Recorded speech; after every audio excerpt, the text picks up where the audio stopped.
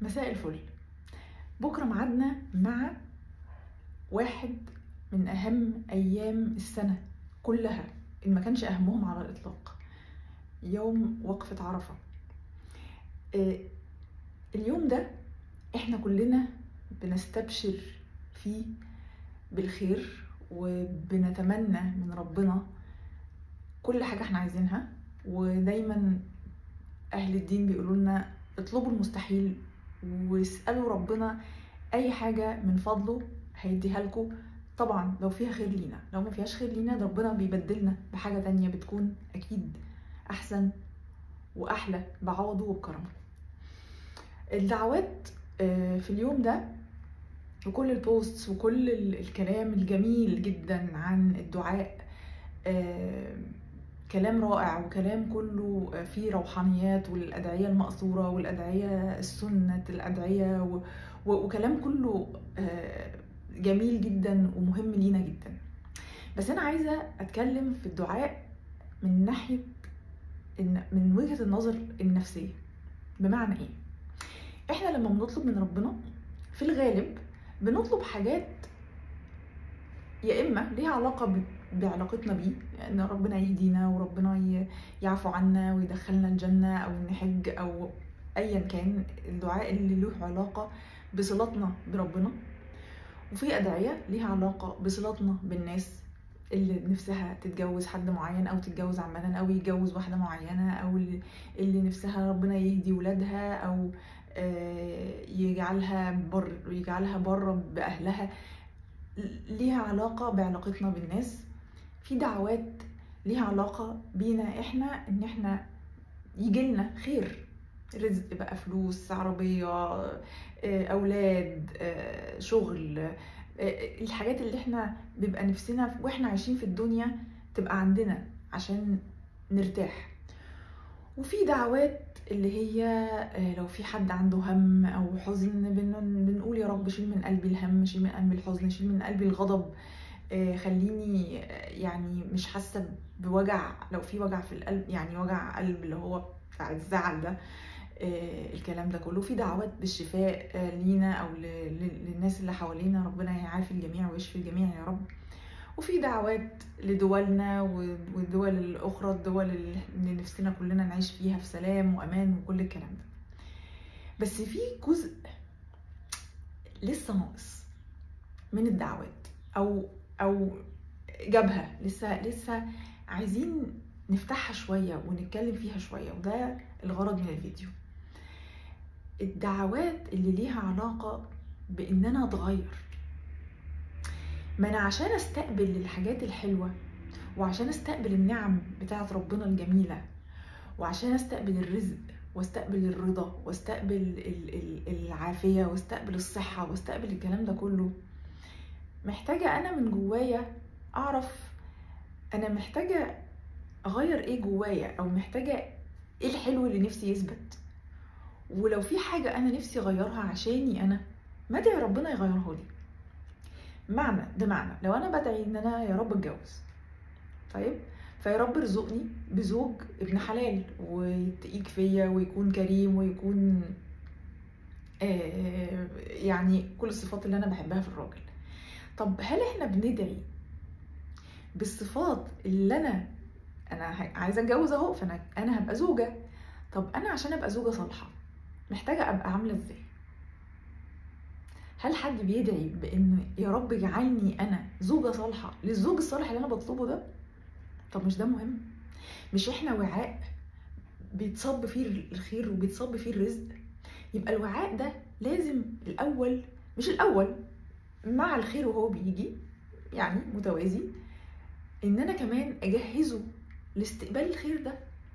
ما يبقاش الوعاء ده مليان شجن وحزن ومضايقه وزعل وذكريات سيئه وحاجات ما اتحلتش كتيره، وتوقع ان هو هيبقى في مكان للخير يجي فيه ويستقر.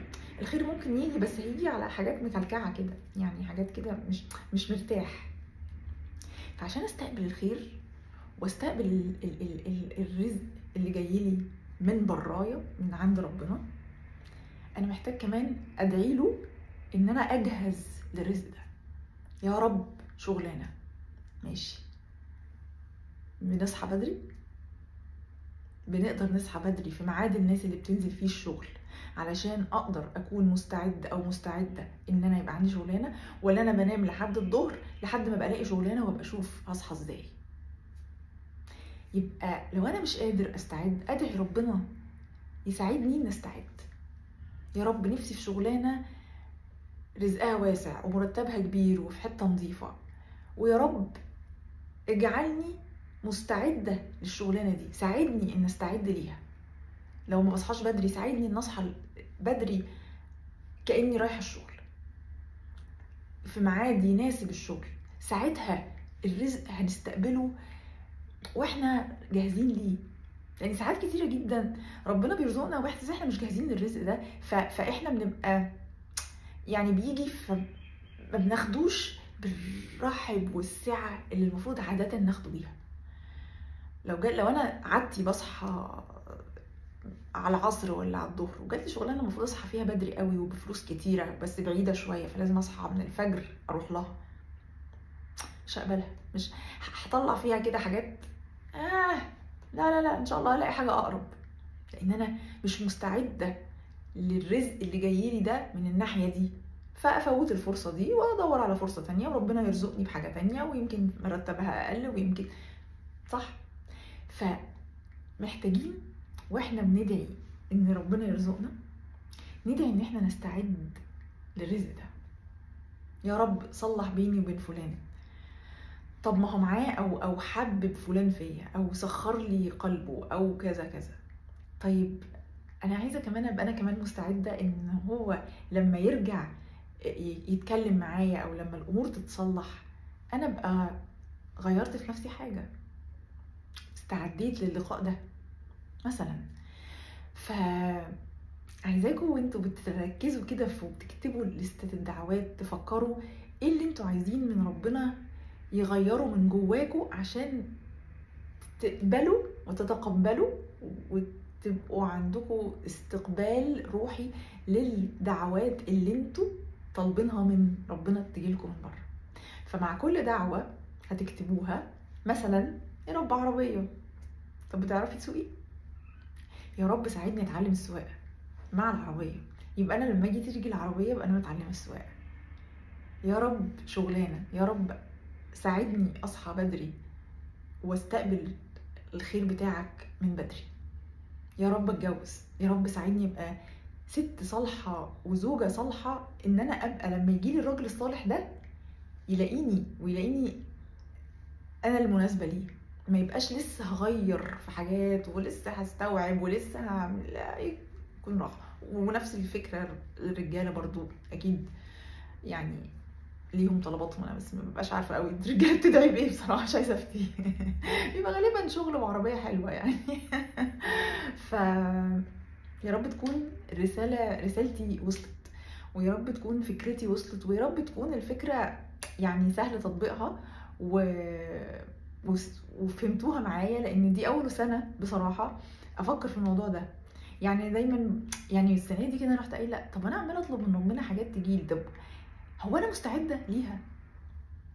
طب يمكن مش مستعده، طب يمكن انا بطلب حاجه كمان مهمه جدا. اطلبوا الحاجه اللي انتوا بجد عايزينها، مش المجتمع اللي بيقول لكم ان انتوا عايزينها.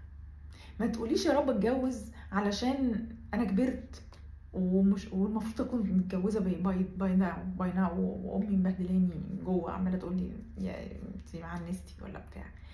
الحاجه اللي بجد اللي من قلبكم انتوا عايزينها لنفسكم هي دي اللي تدعوها، والحاجه اللي انتوا عايزين تغيروها في نفسكم عشانكم مش عشان حد متضايق منها هي دي اللي تدعوها.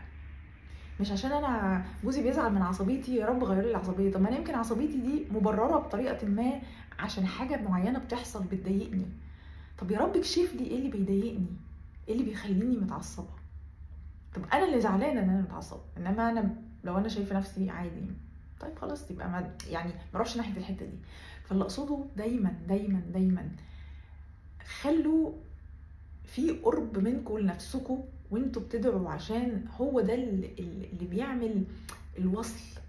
لما ابقى قريبه من نفسي وبدعي حقيقتي، ربنا بيحس قوي، ربنا بيبقى شايف ان قلبي ولساني بيعكسوا فعلا اللي انا نفسي فيه، وفعلا ساعتها كل حاجه هتيجي بسهوله ويسر بكرمه وبرزقه طبعا.